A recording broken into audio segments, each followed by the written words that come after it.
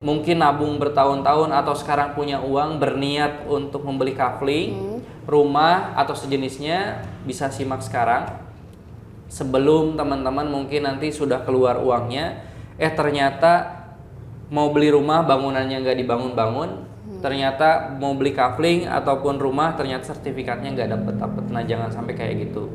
Nah, cara untuk memilih developer yang pertama adalah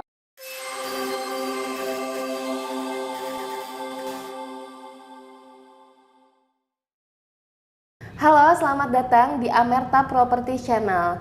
Nah, di Amerta Property Channel ini kami akan membahas mengenai edukasi mengenai properti, seputar properti, dan kali ini kita akan membahas tentang bagaimana cara membeli rumah ataupun kafling dari developer tanpa tertipu. Nah, spesialnya kali ini kita kedatangan narasumber yang sudah bersertifikasi profesi dari BNSP ya, Badan Nasional Sertifikasi Properti, yaitu Kang Anggi Sugi. Nah, alhamdulillah nih Kang Anggi, di sini Kang Anggi ini walaupun masih muda ya, Masya Allah, tapi sudah memiliki perusahaan dengan SIU P4 ya Kang ya, yaitu Perantara Perdagangan Perusahaan Properti gitu, dengan brand nama Syariah Institute ya Kang ya. ya betul. Gitu, alhamdulillah. Ini walaupun Kang Anggi masih muda, tapi beliau ini sudah memiliki perusahaan di bidang properti sudah lama ya Kang ya. Alhamdulillah. Gitu, alhamdulillah. Nah, mungkin edukasi kali ini kita akan membahas tentang bagaimana sih Kang caranya membeli properti rumah ataupun kafling agar kita nantinya tidak bisa terhindar dari hal-hal yang merugikan para pembeli nantinya gitu kan. Biasanya kan kalau saya sendiri gitu ya membeli properti, gimana sih caranya supaya pilihan saya ini tepat nih. Saya kan secara sudah nabung bertahun-tahun gitu ya. Mungkin ada dari teman-teman juga yang sudah berpuluh-puluh tahun. Nah, kita ini kan nggak mau nih terjerumus di properti yang istilahnya bodong atau tipu-tipu gitu ya. Biasanya kan ada properti yang dia skemanya inden tapi ternyata serah terimanya lama gitu. Terus juga kok sertifikatnya nggak muncul-muncul gitu Kang. Misalkan kayak dijanjiin berapa tahun tapi dia nggak muncul-muncul. Nah, jangan sampai teman-teman semua yang di sini yang menonton video kali ini mengalami hal seperti itu nih Kang. Gitu. Jadi di sini kita ingin mendengarkan apa nih tips-tipsnya dari Kang Anggi supaya kita terhindar dari properti seperti itu gitu Kang. Oke, siap. Mungkin langsung saya jawab aja. Teman-teman, saya Kang Anggi gitu ya, sering jualan properti dari mulai saya mahasiswa. Mungkin banyak sekali ada proyek-proyek yang pernah saya jualkan juga ternyata tidak terbangun gitu ya. Kemudian bahkan ada yang developernya kabur juga ada gitu. Iya. Nah, ini harus hati-hati dalam memilih developer. Bukan berarti sebetulnya mereka itu menipu, bukan sebetulnya. Cuman yang pertama mungkin tidak ada mentor di dalam properti tersebut gitu ya. Atau dia cash flow-nya berantakan, pengelolaan keuangannya kan harus hati-hati kalau properti itu. Atau kalau nggak hanya properti yang pemula atau yang istilahnya baru muncul gitu ya. Tapi banyak juga yang developer besar juga tidak dapat dipungkiri, ada juga yang proyeknya gagal. Faktornya apa? Banyak sekali di developer itu. Ada misalnya salah harga. Ternyata ada biaya yang harus dikeluarkan besar, sedangkan harga yang dimunculkan pada saat kemarin itu kemurahan. Sehingga untuk membangun mungkin tidak kuat. Ada juga yang ternyata perizinannya nggak keluar atau ditolak atau mundur gitu dari seharusnya, sehingga ada biaya di situ yang lebih dan indennya menjadi lebih lama juga. Oh gitu. Jadi sebetulnya developer properti itu tidak ada yang tidak benar ya Kang Anggi ya. Maksudnya, seharusnya gitu. Seharusnya gitu. Cuman mungkin salah teknis atau bagaimana mungkin. Betul. Kalau misalnya di perusahaan-perusahaan kayak Indomart, Alfamart yang retail gitu, kalau gagal kan jualannya atau sejenisnya tutup aja udah beres. Tapi kalau developer itu kan ketika gagal dalam pengelolaannya, maka kasusnya itu masuk ke ranah hutang piutang perdata atau bisa masuk ke pidana juga gitu jika salah kelola gitu ya. Nah, artinya kita dalam memilih developer itu harus hati-hati, bukan masalah developernya pemula atau developernya udah besar juga, kadang-kadang ada juga yang bermasalah gitu ya. Nah, ini kita bahas mungkin di YouTube-nya Amerta ini ya, Betul. di mana Amerta memang banyak edukasi Betul. untuk buyer, jarang banget yang membuka hal-hal seperti ini. Nah, syarat untuk membeli sebetulnya gampang, yaitu punya uang aja, bener gak? Betul. Tapi kadang-kadang orang karena merasa udah punya uang, dia milihnya gak hati-hati. Kayak misalnya baru-baru di tahun ini tuh 2 bulan lalu ada tuh di suatu desa yang jadi kaya semuanya. Oh iya, Tahu nggak? yang emas ya. Iya, dia Betul. punya tambang, mungkin di desa itu memiliki tanah-tanah dibeli sama perusahaan Pertamina kalau nggak salah. Ada yang satu keluarga dapatnya 15 miliar, tapi 2 bulan kemudian habis sisa 50 juta, bayangin. Dan beli mobil semuanya, nggak semuanya sih, mayoritas gitu Iya. ya. Nah, kadang-kadang kalau kita punya uang nggak hati-hati. Nah, mendingan bagi yang mungkin nabung bertahun-tahun atau sekarang punya uang berniat untuk membeli kafling, rumah atau sejenisnya, bisa simak sekarang sebelum teman-teman mungkin nanti sudah keluar uangnya, ternyata mau beli rumah bangunannya nggak dibangun-bangun, ternyata mau beli kafling ataupun rumah ternyata sertifikatnya nggak dapet. Nah, jangan sampai kayak gitu. Nah, cara untuk memilih developer yang pertama adalah kita pilih dulu banyak developer.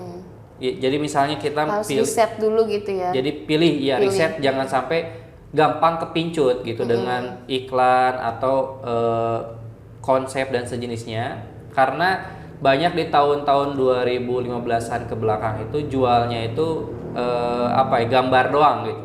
Iya. Nah, jual brosur, jual Desain gitu ya. visual gitu ya, 3D, 4D gitu ya. Nah, mereka berani untuk, misalnya pembeli berani mengeluarkan uang itu kan untuk pengennya kayak gitu gitu ya. Tapi kita harus berhati-hati, nanti ada caranya di mana bagaimana sih membeli properti yang inden seperti itu gitu. Apakah mending dihindari atau kayak gimana? Nah, iya betul. Atau misalnya kita mau cari rumah yang ready gitu. Itu tergantung kemauan dari konsumen sendiri gitu ya. Ada resiko, ada hadiahnya juga. Kalau kita beli di yang inden atau yang istilahnya izinnya baru misalnya baru sampai baru awal-awal progres gitu ya, masih tanah, banyak juga sebetulnya diperbolehkan juga. Namun kita harus hati-hati, yaitu mengecek si developernya dulu. Nah, misalnya kita cari 5 titik developer.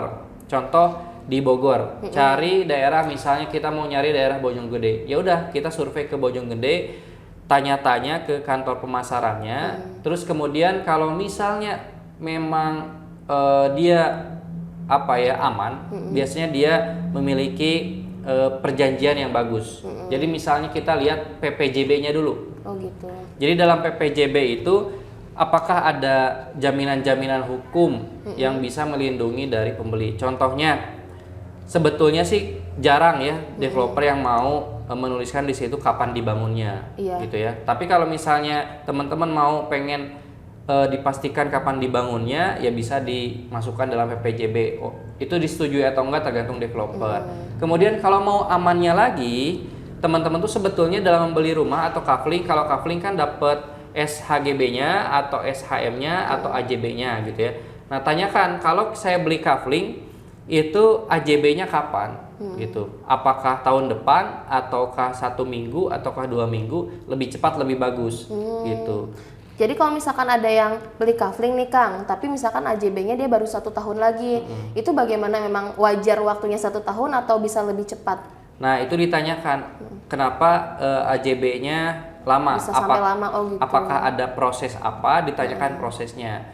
Jika memang teman-teman mau yang aman banget, lebih baik pilih kafling yang AJB-nya cepat, maksimal sebulan 2 bulan udah beres lah AJB-nya, atau paling cepat biasanya 14 hari gitu. Oh iya. Nah, dari situ kalau udah AJB udah aman sebetulnya, tinggal dinaikin sama teman-teman menjadi SHM dan balik nama. Iya betul. Nah itu kan kalau untuk kafling nih Kang, AJB. Nah kalau untuk rumah bagaimana Kang? Biasanya kan rumah ini ada yang inden, lalu juga nanti sertifikatnya nih seperti yang tadi di awal disampaikan gitu ya. Dia janji sertifikat berapa tahun gitu, tapi ternyata setelah lunas sertifikatnya belum ada gitu Kang. Nah itu bagaimana nih cara antisipasinya Kang? Ya, jadi kalau dalam membeli rumah gitu ya, itu kan ada dua. Satu, teman-teman harus memiliki sertifikat dari tanahnya, berarti ya Oh iya, SHM atau betul. SHGB atau sejenisnya. Berarti tanah dan bangunan itu beda ya? Beda. Kemudian kalau bangunan itu IMB. Jadi IMB-nya kapan dapatnya gitu. Iya. Jadi dua hal itu yang harus didapatkan oleh seorang pembeli. Ya, jadi jangan sampai udah ngerasa ada rumahnya, menghuni, lupa untuk nagih Legalitasnya gitu ya. Karena Betul. kalau di properti itu sebetulnya legalitas kita tuh yang penting, karena ada yang menghuni kan bisa aja ngontrak gitu kan. Iya, Nah, betul. siapa pemiliknya kan kita nggak tahu jadinya. Iya. Nah, kalau misalnya teman-teman jual beli dengan developer, itu SHM-nya kapan, kemudian IMB-nya kapan, itu dipastikan. Dipastikan ya, harus dipegang sama kita gitu ya. Iya. Betul. Biasanya sih kalau konvensional gitu ya itu setelah lunas. Oh, setelah lunas. Baru diberikan Dikembalikan legalitasnya. ke pembeli tersebut. Sebelum lunas itu si SHM ini apakah memang sudah keluar sebetulnya atau memang belum diproses nih, Kang? Biasanya sudah keluar, namun disimpan di developer atau disimpan di pihak ketiga. Pihak ketiga yaitu Kayak bisa perbankan atau iya. memang Notaris notaris dan sejenisnya. Nah, kalau misalnya teman-teman mau memastikan gitu ya ke developer setelah membeli itu, pastikan SHM-nya. Kan banyak juga developer yang mungkin butuh uang, apalagi di pandemi ini. Surat-suratnya itu digadaikan atau disekolahkan gitu ya, dalam bahasanya tuh disekolahkan ke perbankan untuk dapat duit lagi. Ada juga yang sistemnya kayak gitu. Nah, disekolahin gitu ya. ya kadang-kadang kita harus bawel ke developer tuh, jangan diem aja, karena kalau dibawelin nanti teman-teman diprioritaskan. Iya, Harusnya kayak gitu. betul. Kemudian kalau saya pribadi beli rumah ya sekarang itu, kalau inden saya harus kenal dengan developernya. Minimal dia, kalau dalam bahasa saya ada lapis 1, lapis 2, lapis 3. Jadi developer tuh saya klasifikasikan. Oh gitu, ada Kelasnya ada gitu. kelasnya gitu ya. Apa Jadi, aja tuh, Kang? Kalau dari lapis 3 dulu ya. Lapis 3 itu bukan berarti jelek, tapi dia secara data ke belakang masih disebut pemula. Mungkin dia baru 1 atau 2 proyek, Iya. dan proyeknya kecil-kecil dan sederhana gitu. Nah, berarti itu disebutnya lapis 3. ya. Tapi syarat lapis 3 adalah dia aman. Minimal lahannya sudah atas nama si developer, apakah itu perorangan ataupun PT gitu ya. Dan surat-suratnya nggak ada di pihak lain. Kan kalau suratnya di pihak lain berarti kan pemiliknya bukan dia gitu. Iya, betul. Nah, kemudian lapis kedua ini dia sudah membangun properti juga, developernya sudah sedikit berpengalaman, tapi menengah bawah. Artinya menengah bawah tuh di bawah dari 2 hektar lah. Jadi dia membangun developernya itu minimal sudah 1-2 proyek tapi sudah terbangun gitu ya. Dan dia 2 hektar ke bawah. Jadi dia sedang lah gitu. Iya. Proyek-proyeknya mungkin ada 100 unitan, 50 unitan gitu ya. Kemudian kalau lapis 1 itu seperti kawasan. Di situ ada masjid, mungkin ada sekolahan atau pesantren. Kemudian Developer besar lah ya, Kang ya. ya, jalannya juga boulevardnya gede, 10 meter sampai 14 meter misalnya. Kemudian kawasannya minimal 5 hektar ke atas. Dia sudah seperti itu dan terbukti terbangun gitu di proyek sebelumnya, maka itu lapis 1. Nah, kalau saya di lapis 3 misalnya saya beli kafling aja deh gitu. Di lapis 2 saya lihat apakah di situ murah atau enggak gitu ya. Kemudian di lapis 1 saya cari untuk hunian saya, rumah gitu. Yang istilahnya yang aman itu sebetulnya beli di lapis 1. Di lapis 1 ya, karena memang developernya sudah ada track record sebelumnya gitu Ya, ya. biasanya kalau di lapis 1 itu surat-suratnya sudah pecah, sudah bisa kita lihat gitu ya, per kaflingnya, per IMB-nya mungkin sudah ada juga gitu, ke sana arahnya. Terus juga kalau misalkan nih, Kang, untuk rumah tadi kan yang rekomendasinya di lapis 1 nih. Tapi apa mungkin memungkinkan nggak sih kalau misalkan developer di lapis 1 ini juga, kan ada juga nih misalnya beberapa yang memang dia proyeknya itu belum terbangun atau istilahnya mandek lah gitu, molor waktunya. Nah, itu biasanya karena apa ya, Kang? Padahal dia udah developer ternama atau misalkan developer ya itu di lingkungan lapis 1 itu, Kang. Oke. Nah, beli dimanapun, kalau hati nurani saya pengennya udah terbangun baru beli. Tapi resikonya ada, yaitu nggak dapat unit yang sesuai keinginan. Iya, Misalnya hooknya nggak dapet, atau misalnya di mananya istilahnya kita Jadi pengen nggak bisa milih ya, nggak bisa Kang ya. milih. Gitu. Kemudian yang kedua ini apa, pasti mahal. Iya sih. Jadi Bandingin. harganya udah naik mungkin 4 kali naik gitu. Iya, Misalnya betul. harganya 500 juta, pas udah jadi bisa jadi 1,5 M, 2 M kan di properti kadang-kadang 100% kenaikannya bisa jadi Iya. kalau udah terbangun. Apalagi fasilitasnya udah ada gitu. Nah, kalau teman-teman lihat di developer kayak di Bogor itu ada Summarecon Bogor itu banyak pembeli walaupun baru garap jalan doang Iya, gitu sama rumah-rumah contoh. Kenapa kayak gitu? Karena dia lapis 1 dan proyek-proyek Summarecon itu kan sudah terbangun di mana-mana. Dan para investor itu dia tuh mengejar nanti pada saat terbangun semuanya bisa dijual dan langsung untung. Betul. Nah, jadi nggak huni langsung jual aja langsung untung. Nah, orang-orang seperti itu dia berani mengambil resiko. Nah, sama kayak pebisnis lah, dia berani mengambil resiko. Nah, kalau teman-teman berani mengambil resiko seperti itu, beli dimanapun oke aja sebetulnya, asalkan dia bisa dibaca track recordnya. Misalnya nggak hanya bikin unit pertama, artinya gini, dia developernya minimal udah ada pengalaman sebelumnya. Kalau kayak gitu, insya Allah aman. Kemudian kita pastikan lagi ke lokasi project, ini udah pecah atau masih dalam Sertifikatnya proses gitu dan sejenisnya. Kalau kita sudah pecah pasti harganya udah lumayan. Kalau misalnya masih dalam proses pasti harganya masih murah. Nah, tergantung. Kalau dalam investasi kan ada yang di emas berarti itu aman gitu kan. Gak akan ada kehilangan, misalnya ketika butuh cairnya gampang, tapi kenaikannya standar atau kecil bahkan. Kemudian kalau mau naiknya gede, misalnya di properti bisa 2 kali lipat. Beli 100 juta, jual 200 juta sangat mungkin di properti. Dalam waktu 1 tahun aja bisa. Bisa juga misalnya di saham gitu ya, risk and rewardnya ada. Artinya kita harus membaca kita orang yang konservatif atau orang yang berani mengambil resiko. Kalau konservatif mending beli rumah second aja gitu ya, yang udah jadi direnov, atau beli kafling, SHM-nya AJB-nya cepat dibangun sendiri, atau beli rumah yang sudah ready, itu konservatif. Jadi di perumahan nunggu rumahnya jadi baru beli gitu kan. Ada yang dia tipenya investor yang istilahnya dia berani mengambil risiko. Pada saat launching dia beli gitu. Nah, itu harus berani. Lagi murah-murahnya gitu ya bagi investor.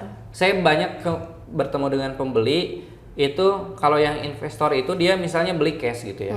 Beli cash di harga launching, bahkan masih jalannya belum ada, spanduknya bahkan mungkin belum ada gitu ya. Jadi masih lahan kosong gitu kan? Masih lahan kosong, ditawarin sama developer, kenal sama developernya gitu ya. Mungkin dia beli di project developer tersebut, beli lagi project selanjutnya gitu ya misalnya tuh. Nah, dia tahu bahwa ada kemungkinan bisa jadi gagal gitu projectnya itu. Tapi dia pernah ada juga yang gagal gitu ya, dia tuh. Ini secara fakta ya, dia konsumen saya. Terus dia bilang, "Ya Pak, kan saya belinya memang di banyak tempat, gak hanya di situ." Nah, berarti ketika kita punya uang misalnya 1 miliar, kemudian kita mau cari properti-properti yang untuk investasi dan beli di harga launching, berarti jangan beli semua di satu proyek gitu. Oh gitu. Disebar gitu ya, supaya mengurangi resiko juga nantinya. Betul. Gitu. Jadi ketika proyek ini gagal, ya uang kita nggak habis semuanya, ada di proyek lain. Gitu. Kalau semuanya di situ, ketika gagal udah habis. Gitu. Iya betul. Jadi jangan menaruh telur di satu keranjang yang sama. Gitu. Iya. Jadi di berbagai keranjang. Siap-siap. Nah kalau misalkan nih Kang, ada rumah inden gitu ya. Nah cara kita untuk mengetahui mungkin spesifikasi dan lain-lainnya sudah disampaikan juga gitu ya. Tapi untuk supaya kita merasa tenang, apa nih yang harus kita perhatikan gitu Kang? Di rumah inden ini Rumah proses. inden ya. Betul. Jadi rumah inden ini kalau dalam segi PPJB gitu ya, perjanjian ketika jual beli, sebetulnya developer tidak harus mewajibkan di situ terbangunnya kapan, sebetulnya kayak gitu. Makanya developer inden termasuk apartemen besar gitu ya, dan yang kelas dunia itu di perjanjian itu Anda dengan bank ataupun Anda dengan developer jarang ada yang kapan dibangunnya, tahun kapan gitu ya. Karena itu memang beli di harga launching, harga murah gitu ya, itu untuk membuat si developer ini makin aman gitu. Jadi pas launching itu banyak yang beli, cash flow-nya semakin bagus, maka proyeknya akan bagus semakin juga. cepat gitu. Semakin cepat terbangun. Kalau misalnya ternyata dia penjualannya jelek, ya bisa jadi malah terus molor. Bisa jadi yang harusnya 4 tahun apartemen jadi, bisa jadi 5 tahun, 6 tahun gitu ya. Makanya dia mengunci jangan sampai ada perjanjian terbangunnya kapan. Tapi ada juga yang developer mau menuliskan kapan perjanjian itu istilahnya dibangunnya kapan ada. Nah, kalau misalnya teman-teman menemui yang inden, lebih baik cari yang berani untuk membangunnya kapan. Sudah diterangkan waktunya kapan gitu ya. Misalnya setelah DP lunas 8 bulan kemudian atau 24 bulan kemudian atau 6 bulan terserah. Itu berbagai developer beda-beda skemanya. Kemudian sebelum pembangunan ada perjanjian lagi biasanya. Itu isi-isi bangunannya apa aja? Spesifikasinya ya? Ya, apakah bata merah, apakah bata ko, ataukah misalnya hebel dan sejenisnya.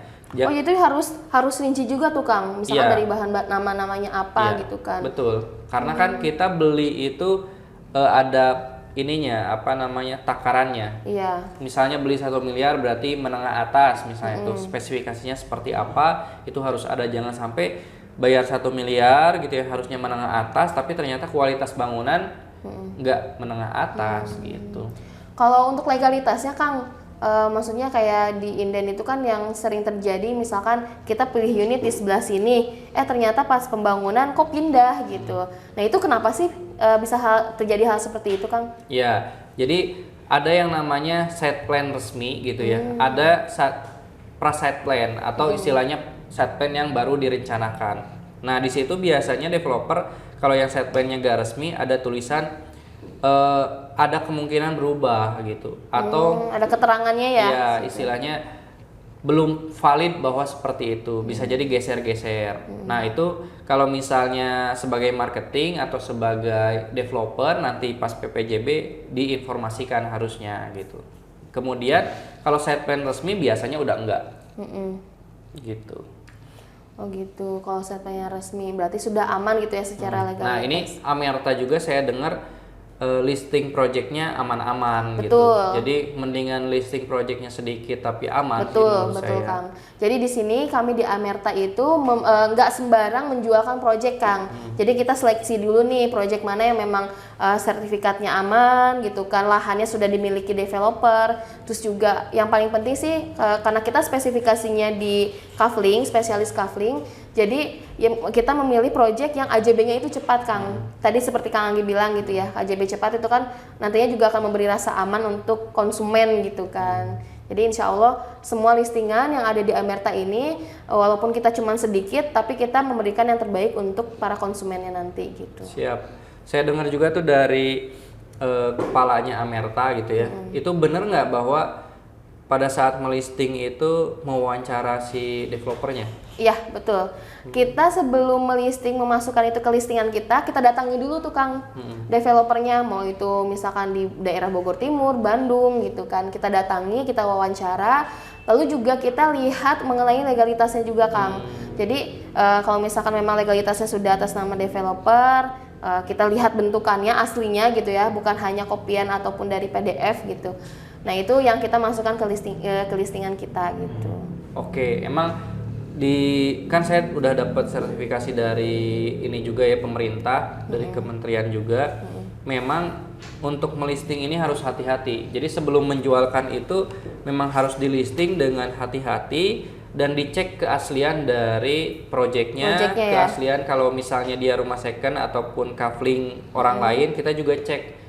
Ini KTP-nya kita lihat gitu ya. Sesuai apa enggak? Ya, namanya siapa di sini gitu ya. Kemudian si nama ini masuk gak ke PT misalnya kalau dia pribadi dan sejenisnya. Berarti kalau teman-teman mau beli ya udah nggak usah capek-capek ke tempat lain, mending langsung aja ke Amerta bisa. Betul. Nah sebelum saya akhiri nih Kak Anggi, kira-kira ada wejangan apa nih atau tips apa yang singkatnya untuk para penonton di rumah? Ya jadi sebetulnya kalau kita mau beli properti gampang, tinggal ke internet aja kan. Cuman kevalidan dari projectnya itu kita nggak tahu. Nah, mendingan kita cari agen atau agensi atau kantor P4 termasuk Amerta juga, termasuk saya juga gitu ya. Tinggal minta carikan yang seperti apa. Nah, kemudian teman-teman pastikan tadi yang dari informasi sebelumnya SHM-nya dapatnya kapan, AJB-nya dapatnya kapan, dan kalau indennya kapan gitu. Nah, kalau konservatif belilah yang memang ada barangnya gitu ya. Kemudian teman-teman tinggal huni ya yang kayak gitu yang aman gitu. Kalau misalnya teman-teman seorang investor yang memang pengen mendapatkan capital gain yang besar, ya beli pada saat launching. Itu aja mungkin dari saya. Ya jangan sampai teman-teman beli mungkin salah ke developernya. Dan juga jangan sampai salah ke, mungkin dibahas nanti ya next ya. Iya, next. Jangan sampai salah memilih marketing gitu. Betul. Karena marketing jangan sampai ngebelok-belokin ke developer lain yang mungkin dia dapat fee-nya besar. Nah, nanti kita bahas. Kadang-kadang dia dapat pembeli, kemudian pembelinya dibelokin ke developer lain atau ke project lain atau produk lain yang mungkin lebih jelek produknya, tapi fee dari si agent itu lebih besar. Nah, jangan sampai teman-teman tertipu dengan alur-alur marketing yang seperti itu. Mungkin itu dari saya. Terima kasih. Terima kasih Kang Anggi. Nah, jadi untuk next video selanjutnya kita akan membahas bagaimana cara memilih agent atau marketing yang baik ya Kang ya, supaya nantinya tidak merugikan teman-teman juga. Baik. Terima kasih teman-teman. Sampai bertemu lagi di video selanjutnya.